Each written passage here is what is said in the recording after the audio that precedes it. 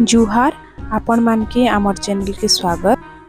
तो चलून आज आम बनामा मुग सिझा। हेथिर लगी मुई ईटा मुग के कड़ाई गरम करिकिना टिके 2 ରୁ 4 मिनिट भाजी दउछे। आउ भाजी देले काना हेसी कि भाजी करी जदी आपण माने मुग सिझा बनाबे सेटा घेंगलिया नि लागे। आ कंचाटा जदी सिझे दउछन बतरी करी तो सेटा सिझला परे टिके घेंगलिया टाइप रो लागसी। हेथिर लगी एंता 2 ରୁ 4 मिनिट टिके भाजी देबे।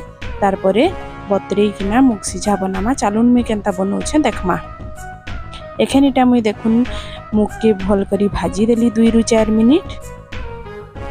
तार परे इटा गोटे जगह रे से मुग के रखी दमा।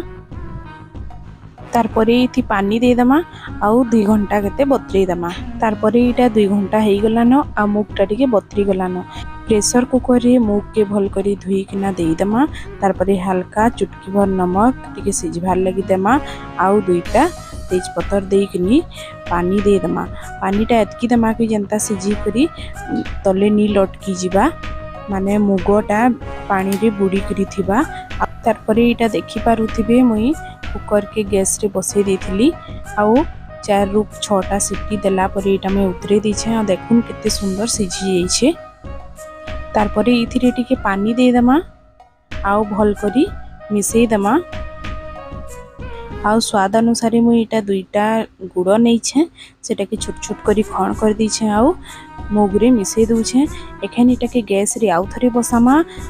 आपण माने चाहेले चीनी भी यूज करि पारबे। आउ गुड़टा मुग रे मिसबार तक फुटई दमा। देखुन एखन गुड़टा पूरा मुग रे मिसी गलानो। तार परे एखन मुई इथिरे टिके गुरस पकौछे। आ भर कली फुटी गले आमर मुग रेडी ही जिबा। आ इथिरे एखन काजू किशमिश की नड़िया आपण माने जेनटा चाहेबे पकई पारबे। मु इथिरे किछि किशमिश भाजी करी घियो रे इटा मैं भाजी दउछे आ सेथिरे एखन मैं पकई देबी। आउ आमर एखन मुग सिझाटा रेडी ही जिबा। आउ मुग सिझा रेसिपीटा आपण मान के केनता लागला जरूर बताबे। धन्यवाद। आउ आपण माने केनता जदी अलगा टाइप रे बनौथिबे जरूर बताबे। Thank you.